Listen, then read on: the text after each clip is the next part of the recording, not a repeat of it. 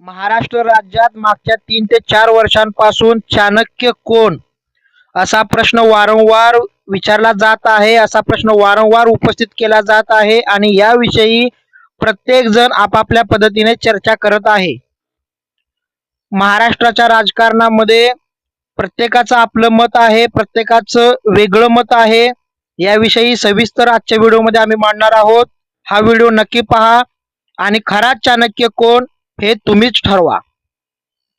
चाणक्य कोण या व्हिडिओला सुरुवात करताना आपण चाणक्य यांच्याविषयी थोडी माहिती सांगतोय, ती आधी जाणून घ्या. मगधचा इतिहास. मगध हे राज्य पूर्वी आचार्य चाणक्य यांच्या चाणक्यगिरीमुळे प्रसिद्ध झालं होतं. आचार्य चाणक्य यांनी 16-17 वर्षाच्या एका बालकाला मगधचा राजा बनवलं आणि आपल्या आदर्श मूल्यांना, आपल्या आदर्श रणनीतीला, आपल्या आदर्श अशा ऐतिहासिक निर्णयांना लागू करून चाणक्य नीती प्रसिद्ध झाली. आता काय झालंय की महाराष्ट्राच्या राजकारणामध्ये चाणक्य कोण याविषयी नेहमीच चढाओढ असते. भारतीय जनता पार्टी नेहमी म्हणते की देवेंद्र फडणवीस हे राज्याचे चाणक्य आहेत आणि राष्ट्रवादी काँग्रेस पक्ष म्हणतो की शरद पवार हे राजकारणातले चाणक्य आहेत. आता आपण जाणून घेऊया शरद पवार यांचं राजकीय करिअर, त्यांनी केलेली राजकीय फोडाफोडी. शरद पवारांनी राजकारणामध्ये अनेक प्रकारच्या फोडाफोड्या केल्या. शेकाप असेल, काँग्रेस असेल किंवा शिवसेना असेल किंवा भाजप असेल, ते जे नेते शरद पवारांच्या नजरेस पडले, ज्या नेत्यांमध्ये महत्वाकांक्षा होती, ज्या नेत्यांचं भविष्य उज्ज्वल आहे असं पवारांना वाटलं, ते नेते पवारांनी फोडले. त्या पक्षातून आपल्या पक्षात घेतले. कधी ते काँग्रेसमध्ये घेतले असतील, कधी त्यांनी स्थापन केलेल्या दुसऱ्या इतर काँग्रेसमध्ये असतील किंवा राष्ट्रवादी काँग्रेसमध्ये असतील. ज्या नेत्याला जवळ केलं त्या नेत्याला जवळ घेऊन त्याला आपल्या पक्षात मानाचं स्थान देऊन, आमदारकीपासून मंत्रिपदापर्यंत अनेक पदं देऊन त्या नेत्याचा त्यांनी सन्मान केला.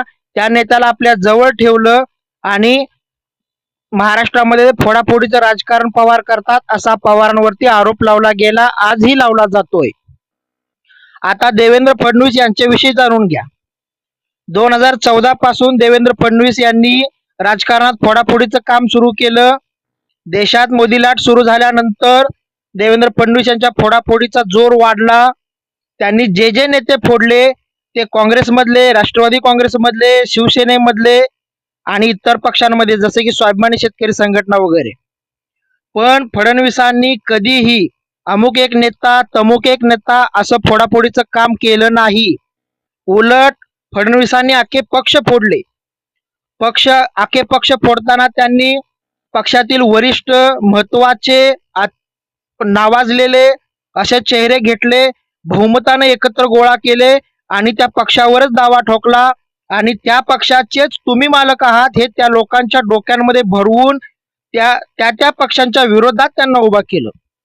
म्हणजे फरक हा आहे की शरद पवारांनी जी माणसं फोडली त्या माणसांनी कधीही त्या पक्षांवर दावा केला नाही, आपल्या जुन्या पक्षांच्या मालकी हक्कावरती कधी गदा आणली नाही आणि जुन्या पक्ष हा माझाच असं कधीही म्हटलं नाही. पण देवेंद्र फडणवीस यांनी जी माणसं फोडली त्या माणसांनी नेहमी आपल्या जुन्या पक्षावर दावा केला. जुना पक्ष हा माझाच पक्ष आहे म्हणून संस्थापक अध्यक्षांविरुद्धच काम केलं. अशा पद्धतीनं चाणक्य नीती इथं वापरणं सुरू आहे.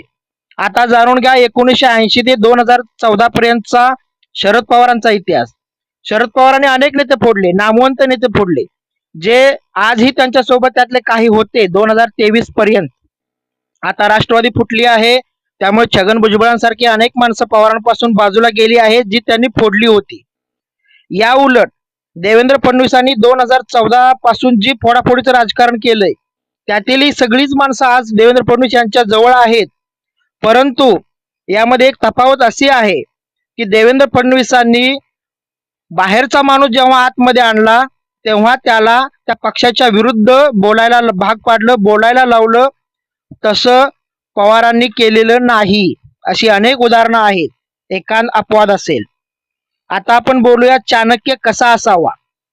चाणक्य हा नवनिर्मिती करणारा असावा, चाणक्य हा माणसं जोडणारा असावा, चाणक्य हा राष्ट्रासाठी देशासाठी लढणारा असावा, राष्ट्राच्या देशाच्या भविष्याच्या उज्ज्वलतेसाठी प्रयत्न करणारा असावा. आणि आता आपण जाणून घेऊया चाणक्य कसा नसावा. चाणक्य हा फोडाफोडी करणारा नसावा, चाणक्य हा दुसऱ्याचं लेकरू माझं लेकरू मानणारा नसावा, चाणक्य हा जोडाजोडी करून जुळवाजुळवी करून स्वार्थ साधणारा चाणक्य नसावा. त्यामुळे चाणक्य कसा असावा तर नवनिर्मिती करणारा असावा. आपण देशाचा जर इतिहास बघितला, देशाच्या राजकारणाचा इतिहास बघितला, तर देश स्वतंत्र झाल्यापासून आतापर्यंत अनेक पक्षांनी केंद्रात सत्ता आल्यानंतर इतरांचे पक्ष फोडले, इतरांचे नेते फोडले.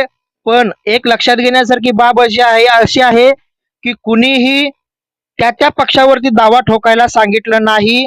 कधीही विषय कोर्टापर्यंत गेले नाहीत की हा पक्ष माझाच. आताची राजकीय परिस्थिती जाणून घ्या.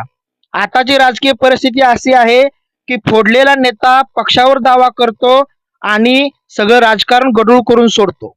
आता आपण याविषयी बोलूया की एकनाथ शिंदे आणि अजित पवार यांना फोडणे म्हणजे चाणक्यनीती आहे का?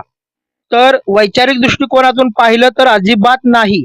कारण हे नेते फक्त स्वतःपुरते मर्यादित राहून आलेले नाहीत. यांनी काय केलंय की 30-40 आमदार आणले आणि त्या जुन्या पक्षालाच कमजोर करून, जुन्या पक्षावर दावा ठोकून, जुन्या पक्षाचे मालक होऊन चोरांची टोळी सगळी एकत्र आणली आहे. आता दर्शक हो, तुम्हीच ठरवा की चोरांची टोळी जर एकत्र आली, एका जागेला 100-150 चोर जमा झाले आणि ते जर म्हणाले की यामध्ये आम्हीच सावं आहोत, तर हे पटेल का? तुम्हीच विचार करा आणि तुम्हीच ठरवा की शरद पवार आणि देवेंद्र फडणवीस या दोघांमधला खरा चाणक्य कोण? व्हिडिओ आवडल्यास लाईक शेअर नक्की करा. आमचा चॅनल सबस्क्राईब नक्की करा. आमचे सर्व व्हिडिओ नक्की पहा. धन्यवाद. जय महाराष्ट्र.